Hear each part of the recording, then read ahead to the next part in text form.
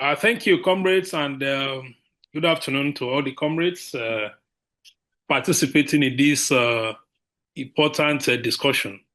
And I want to thank Comrade Wiseman for his introduction, which we can say has given us a kind of political and economic background to the crisis we are facing, aspect of which I will also still reiterate in my intervention. But just to stress that as Marxists, these developments remind us of the, the declaration a long time ago by the one of the founding fathers of Marxism, Leon Trotsky, that the choice that faced humanity and that still faces humanity is either socialism or barbarism. And so, whether by way of xenophobia or by way of the various wars we're witnessing in different parts of the world, it's a graphic confirmation that ultimately, without the decisive intervention of the working class, and the working class coming into power on a program of socialism and Marxism, we'll be confronted with all this kind of phenomenon. But that is not to say that we do not have a duty to intervene and help to change the pattern of discourse as far as this is concerned. I also think that an important background to this crisis should also be the fact that globally we are witnessing the rise of right-wing, political parties, and we could see this in the emergence of Trump in America and some other extreme, not just right, but extreme right governments in parts of Europe. And the implication of this is that we have an anti immigration or anti-migration, rhetoric pervading, through these political developments, such that we're witnessing what Trump's state police, called ICE or whatever, is doing in America, and increasingly we're also seeing this in Europe. Of course, this matters a lot to us here in Nigeria because whether you are talking of America or you are talking of Europe, you have, thousands, if not millions, of Nigerians spread, across the world. Of course, including, South Africa as well. So I think this right wing development is also an important, background to the kind of thing, that is happening because one way or the other, developments in different parts of the world have effects even on local population. So it cannot be ruled out that those South African youths carrying out these attacks are also drawing inspiration from these places where even in advanced capitalist countries they're saying the migrants are the ones causing their problem. And so they look at their own environment too and tend to draw this kind of conclusion, which of course is a very false one. But coming to South Africa itself, and I think Comrade Wiseman has put the issues very sharply, the failure fundamentally of the ANC government, its pro-imperialist and neoliberal character, and the fact that in a way the current government of Ravzamov, kind of sees this as a kind of way out, but ultimately they would also have to answer questions, for their failure. And like he said, it's quite instructive that in South Africa you have a huge, crisis of joblessness, particularly youth unemployment. And if you look at the data carefully, so because in general terms we might say, oh, there's youth unemployment, but as at 2025, some of the statistics about unemployment in South Africa point to the fact that 62.4% of the employed are young people between the ages of 15 24, which for me, speaks to the nature and character, of this crisis. Now, if you look at that age bracket, definitely it's an age bracket that, except if they are politically inclined or they are, members of, working class movement or maybe our own kind of organization, would virtually know nothing about the struggle, against apartheid, except perhaps what they have come across in literature, which may even sound, remote as we speak today. So whenever people here in Nigeria talk about the fact that, oh, look at these people, they didn't realize what we did for them, we supported apartheid struggle and all those kind of things, it's like music to their ears because it's not part of the history they have grown up with. And I believe that the ruling class in South Africa is very conscious of this. And I doubt if ANC, as a government, as a matter of its own policy, have ever even embarked on a kind of mass education as to how South Africa arrived at its current destination. So there's no doubt about it that Comrade Wiseman is right that these xenophobic attacks are products of the failure fundamentally of the ANC government, and we see all these kind of things happening all over the places. Of course, it is expected that the images, the pictures that are coming out of South Africa would enrage the black population in other places, including here in Nigeria, where there's been a lot of, angry reactions, some of them very, very opportunistic. And Comrade Pelad referenced that in his introduction. How, for example, in the Nigerian parliament, the one we call the Senate, that is the upper chamber, you had politicians, including a former leader of the Nigerian Labour Congress, Comrade Oshiomhole, waxing lyrical and saying that our government should take action against MTN, should do all these. And that is, of course, he tried to make the point that the president of South Africa, Cyril, has shares in MTN and things like that. But that was just a kind of, false, a narrative in terms of the actions that needed, to be taken. But the truth is that the ordinary people here in Nigeria expect government to take one action or the other. And some of them are already referencing Ghana. Ghana has, been proactive. They've gone to rescue their citizens. What exactly is the Nigerian, government doing? So we have this kind of situation, confronting us here, and we cannot be dismissive of this mood of anger or of the fact that people are genuinely concerned that these attacks are being perpetrated, and it seems as if our government is doing nothing. But as Marxists and socialists, our duty is also to explain the basis of this.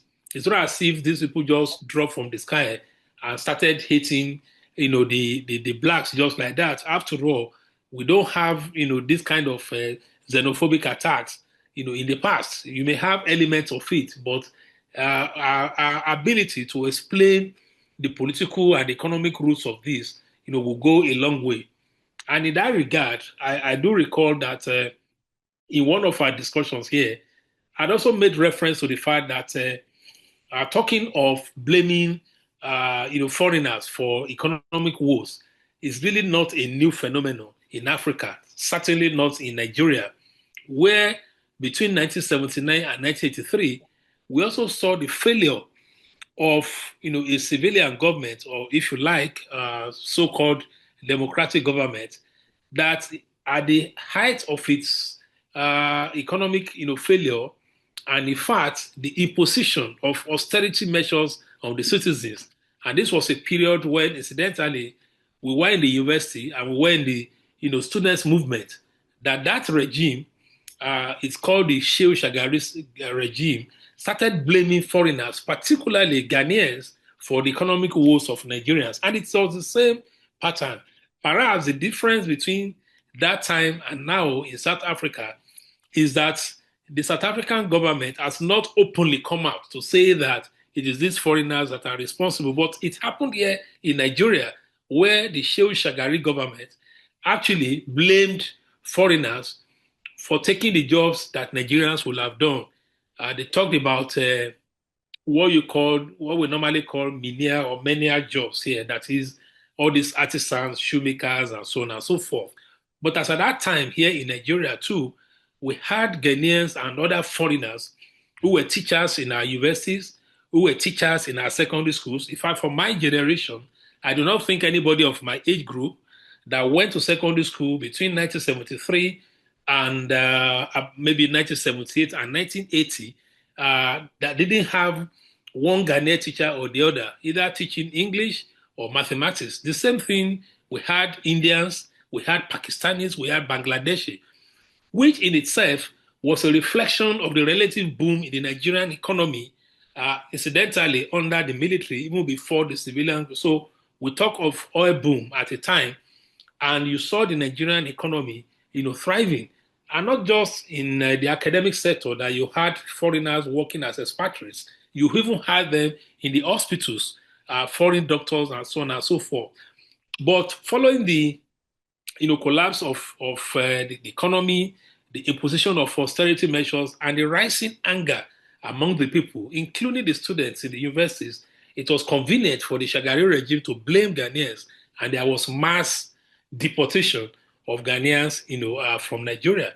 We have also seen this development, incidentally, in the same Ghana.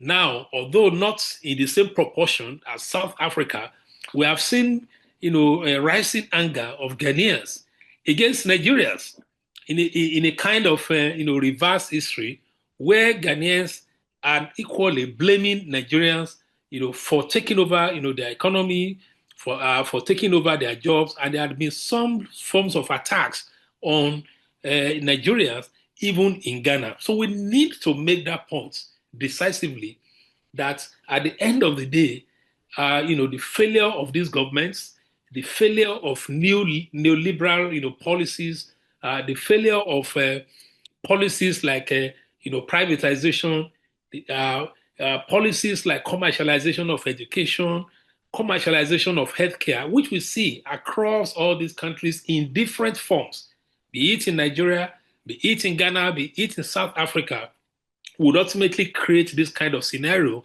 where you are likely to have, the growth of right-wing elements leading, xenophobic, movements. But back to South Africa, I also think that it's important to make the point in a discussion like this that at the end of the day, the government itself is living on borrowed time. If you look at what has happened in the past 48 hours, for example, the anti-foreigners movement has gone from, okay, well, there's an ultimatum, they should leave by a certain date, but now you're having lootings, you're having people invading shops, ostensibly because they belong to foreigners. But what you see in this is how, again, poverty, hunger is driving, all this. And it just occurred to me that, okay, by the time they destroy all these so-called foreign businesses, loot the shops, or by the time they have looted as much as they could, they're not going to live on all these things forever. And ultimately, they will come to that realization that there is a problem. The problem of hunger will still remain. The problem of unemployment will still remain. And I think that at a certain point, this anger, when the foreigners, are hypothetically speaking, are no longer there, they're likely to ask fundamental questions of their government. And this is where the role of our organization becomes very, very important in terms of, preparing for this, turn, or let me say likely, turn of events when, the citizens would begin to confront their government directly because that so-called enemy is no longer there. And that reinforces the importance of arming ourselves, politically and developing sets of, demands that would, correspond to that. So for me, it's like there's a time bomb still waiting to explode. It has exploded now in the form of xenophobia, but we could even have worse scenario of riots, of, struggles that are directionless, but we will need the intervention of our forces in a place like South Africa. Well, as I conclude in this my own initial intervention, I also think that much as these xenophobic attacks are really really kind of demoralizing, especially from our own point of view of organization of an international trying to build working class solidarity across Africa, Europe, and America, because ultimately these kind of attacks are capable of undermining our efforts. Because here too, you have people feeling that well, we need to hit back. We need to deport South Africans. We need to do all that. But amidst all this, really, I think perhaps there's also some glimmer of hope that we can use this opportunity to build a kind of what you might call a Pan-African consciousness around the various issues we have identified as undermining our development, and finding a way of letting particularly the younger generation know that really this is the major cause of this problem, and the way out lies in building working class solidarity and fighting against I'm rounding up now, fighting against neoliberal policies in our society. And in that regard, I was quite encouraged when I came in this afternoon for just to have an environment for this program. In my office, I saw a group of young, Nigerians, very young ones, having a kind of seminar or symposium in the conference room of my organization. And I was curious and I asked them, what are you discussing? They said, well, they are discussing problems of African youth. And naturally, I said, oh, maybe you are discussing xenophobia. No, they said, no, they are discussing Afrophobia. And I said, what do you mean by Afrophobia? They said, well, they're just looking at the fact that Africans seems to be facing problems in Europe and so on. So which means that even among the young people, they're looking for a way out. They're having this kind of discussions. And that is why I would recommend, in addition to the recommendations that Kwame Wiseman has made, that we need to do more of public activities. I know that our forces here in Nigeria and South Africa are small, but I'm glad that we still have comrades in trade unions. There may be few. We need to use these platforms. We need to use the platforms of the students' movement, wherever we have the influence, to organize, symposiums, lectures, and discussions around this topical issue of xenophobia, because it allows us to explain, our perspectives. It allows us, to win people to our side, and it allows us to build a consciousness where we have more elements capable of intervening and understanding that ultimately the task before us is that of the unity of the working class across our respective countries, across our continent, towards defeating the forces of neoliberalism and capitalism. Thank you very much.